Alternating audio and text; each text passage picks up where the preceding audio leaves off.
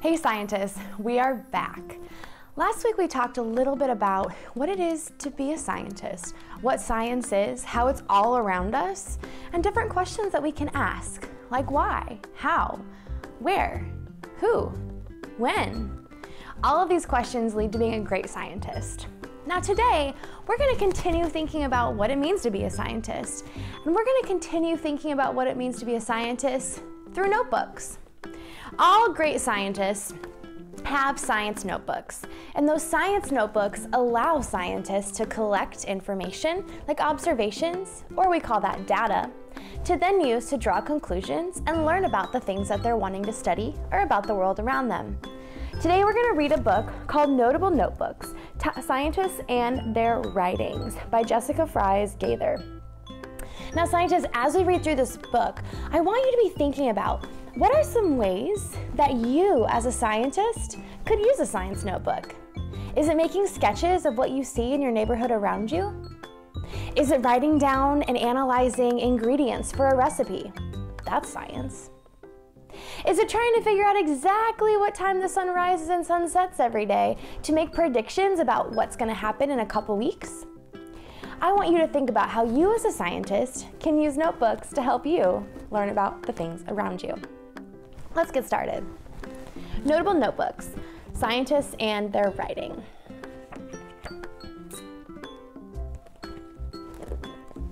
Of all the scientist's tools, objects rare and common, the lowly science notebook is most easily forgotten. Scientists write in notebooks about every plant and crater. Notebooks help them understand what they observe in nature. What makes a notebook special? It's a place to think and dream, to write down thoughts and questions about all you have seen. Look at all of this writing this young scientist is doing. We have a labeled diagram of a fish. There's the scientific process. We've got weathering and erosion. So many things. If you find a science notebook, open it and have a look. You'll surely be amazed by what's inside this book. Reading such a notebook is a great way to explore. We can learn so many things from those who came before. Don't believe me? Then let's go. Let's travel through time and see exactly how important one notebook just might be. Let's visit Galileo. Back in 1641, he drew inside his notebooks planets orbiting the sun. In his notebook was a model of thinking that was new. His ideas, though quite correct, were not a welcome view. You can see his notebook right here. It's an actual page. Galileo filled his notebooks viewing the night sky, observing moons and stars and comets as they were passing by. Galileo's evidence helped imaginations roam. Other famous scientists looked at things closer to home. Isaac Newton was a genius. He truly did it all. Complex calculations in his notebook he did scrawl. Legend says he thought, aha, under a shady apple tree. Wherever's true, he did define the theory of gravity. Measurements and data convey the greatest wonders, and Sir Isaac Newton's notebooks contained lots and lots of numbers. Math's a part of science, no matter what you do. But other things like drawing can help you learn too. There's a page out of Isaac Newton's notebook. Beatrix Potter was an author. She loved to write and draw, but she also was a scientist who recorded what she saw. Insects, rocks, and fungi all graced her notebook pages. The detail in her drawing is a treasure for the ages. Miss Potter used her talents to answer her own query or question. Sketching helps her understand the fungi's life quite clearly. Notebooks can be valuable to organize and review. They also are essential when describing something new. On the rooftop of a bank, Maria Mitchell could see, peering through her telescope as part of her routine. On a clear October night, something caught her eye. Could it be a bright new comet she saw zooming by? Indeed, it was, as she had thought, a great discovery. Miss Mitchell, with her careful notes, helped all the world to see. Notebooks aren't just for notes. There's more that you can do. Scientists plan experiments and then conduct them too. Did you know that insects hear? Surprising, but it's true. Before Charles Henry Turner, it was something no one knew. Dr. Turner studied ants and bees and all the ways they act. His experiments uncovered things we know accept as facts. Cockroaches, we know, can learn. Bees see color, patterns too. Without Dr. Turner's notes, we'd think that insects just flew. A notebook is a place to plan experiments or tests, and also see patterns in the data that could suggest. High atop a craggy peak, with a notebook and a pen, Dr. Lonnie Thompson surveyed Peru once again. He studied where a glacier lay, then looked back in his book. A single glance at early notes was all that it then took.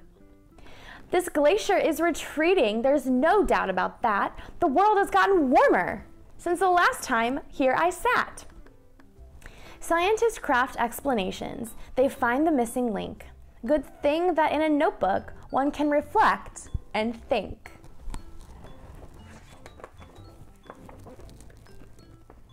In a forest in Gombe, Jane Goodall sat quite still. The chimpanzees were very close, their nearness such a thrill. She observed for many years, described their lives and play. Her notes on their behavior are important still today. Many a page of journal writing helped her understand our relatives, the chimpanzees, and thus her fellow man. Dr. Goodall took her notes in a remote and wild place. Our next scientist notebooks have been to outer space.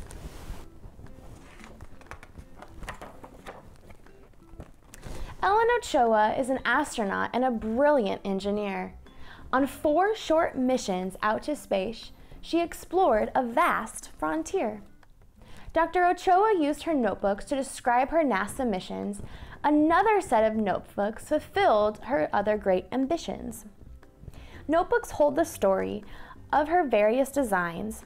She used many, many pages to think, create, and refine. Inventors also use notebooks to plan, design, and dream. Sometimes the results they get are not quite what they seem. The chemist Stephanie Kwolek, her job was to invent. She is now remembered for a happy accident. At her first, best discovery seemed like a big mistake. Little did she know she'd found a substance tough to break. Her notebooks outlined all the steps for inventing this strong strand. A fiber called Kevlar could save lives across the land.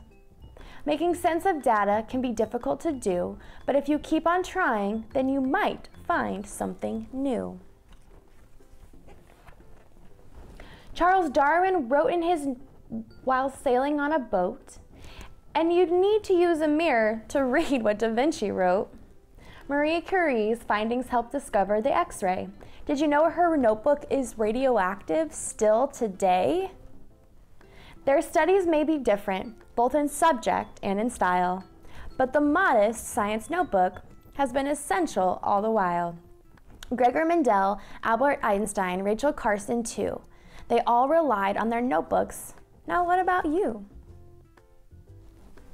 Scientists, you can make a science notebook at home on your own. All you need is a notebook, spiraled or composition, doesn't matter. It can be lined or unlined, doesn't matter. And the second thing you need to do is come up with a question.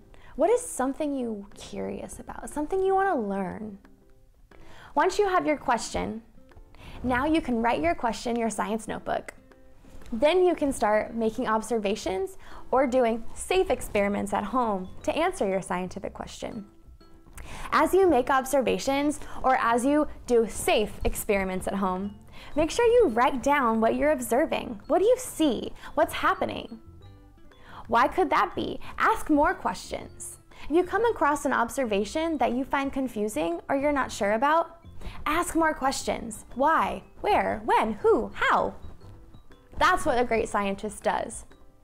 So scientists, in your notebook, keep those observations, those drawings, those writings, labeled pictures. And once you've gone through and you've tested or made all of your observations, then you can go back and look at all of your observations and notes or data. When you look at all of your data, you'll be able to come across what's called a conclusion, or that is the answer to your scientific question. Want to know why grass dies without water? That sounds like a great scientific question to observe. See if you can go outside with your science notebook and find out the answer to that question. Scientists, thanks for watching. I hope you get a chance to make your own science notebook and explore all the possibilities of science. Have a great day.